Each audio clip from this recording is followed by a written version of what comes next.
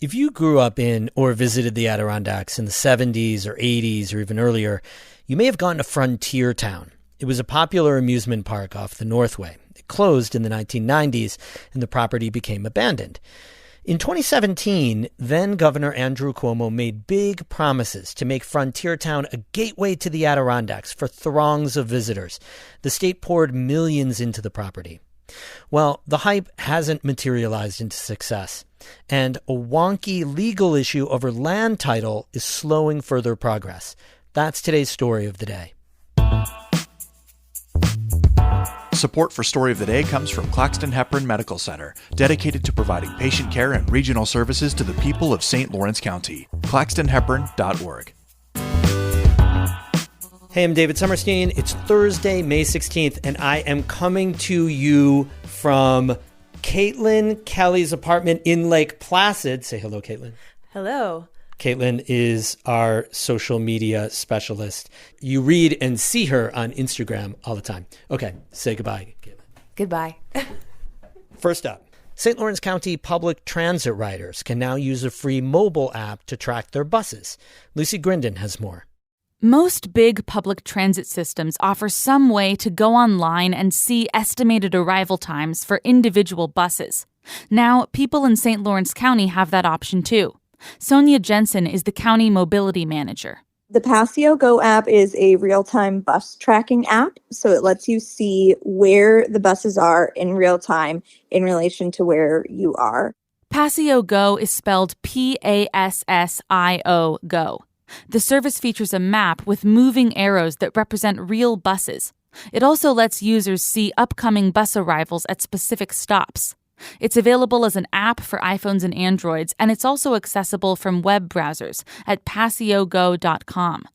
Jensen says the real-time tracking can be really helpful. As someone who's chronically running late, it's really great and reassuring to know whether or not I've missed my bus. Most of the time I haven't, which is great. And if I have, then it lets me, see what my other options are. The one caveat is that Passio Go doesn't do trip planning. You can't just put in your destination and have the app tell you how to get there. So if people need help figuring out what buses to actually get on and ride, they are welcome to call public transit or First Mile, Last Mile for trip planning assistance. If you call at least 48 hours in advance, the First Mile, Last Mile program will send a driver for free to pick you up at your home and take you to your nearest bus stop. Then another driver will take you back home from the bus stop later in the day.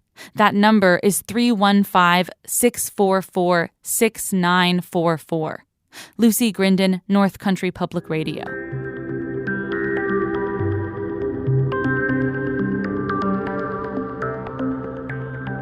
New York State has invested almost $20 million in a new campground in North Hudson at the site of the former Frontier Town amusement park. It's part of a push to make it a gateway to the Adirondacks. But additional state development has stalled on 300 acres of land because of a legal issue dating back more than a century. Gwendolyn Craig from the Adirondack Explorer has been reporting on the issue.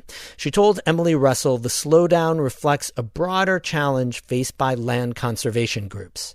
So the town of North Hudson actually owns the land that the state is developing, which puts them on the hook to settle any title issues before they are granted a conservation easement. And that's where they've gotten into some, legal trouble. So can you kind of give a little background as to what's happened so far in this process? Yeah, so this is maybe one of the most interesting ways to talk about title insurance and title issues with property. So as they were looking to put a conservation easement, which would be to protect the land and come up with some ways the state could work on that property, they realized that the state attorney general's office does not allow for the purchase of title insurance, which means they were then on the hook for going back quite far to look at the records of ownership and to make sure they had free and clear title. Correct. So the town attorney, John Silvestri, said, "Are you sure you want me to do this?" He said, I'm worried we're going to open a Pandora's box. They said, "Yes, we do want you to do this." And lo and behold, there's a 1901 foreclosure case for a man named Abel Skiff. So we're talking about kind of actual frontier times. There was a foreclosure on only a portion of the property. And I'm not talking about a portion of like acreage, we're talking about an interest portion. And so the town discovers they don't have a full vested ownership of this, that there's 3/8 interest out there belonging to the heirs of this gentleman from 1901. So the town then has to find the heirs. So they hired a private investigator to map the family tree of this individual and find around 19 people, and they've been on this quest to find them all. They're all over the country. They're required to reach out to them all to let them know that it's essentially a lawsuit. This town wants to keep ownership. It is arguing that because it's owned this property or been on this property for 10 years or more, that it has right to own it. So some of the heirs, have been contacted and are aware of this, and I spoke to a few of them.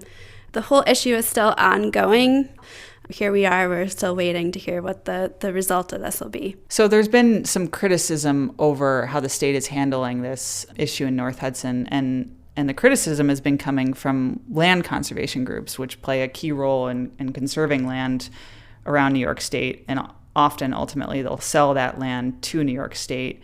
And so they deal with, title issues and legal complications. So can you just kind of explain their perspective and their experiences and how they relate to what's happening in North Hudson?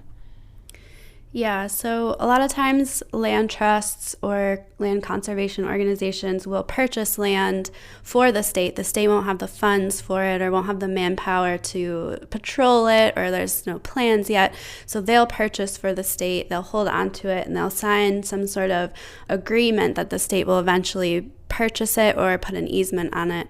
And right now, there's been a slowdown. So the groups have been coming out. So notably, Open Space Institute, which works all across New York, is holding 21,000 acres worth $24 million for the state of New York.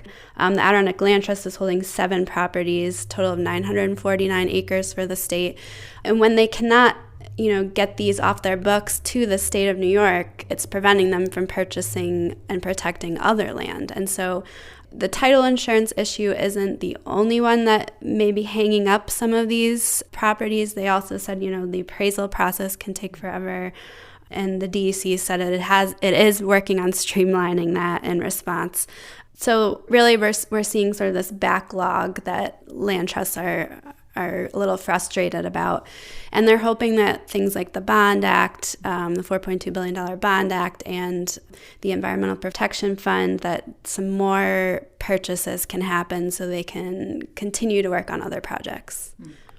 And this issue kind of fits into the broader state's plan to protect 30% of state land and waters by 2030. So is there fear that these kind of legal slowdowns and complications could, prevent or impede the state from reaching that goal?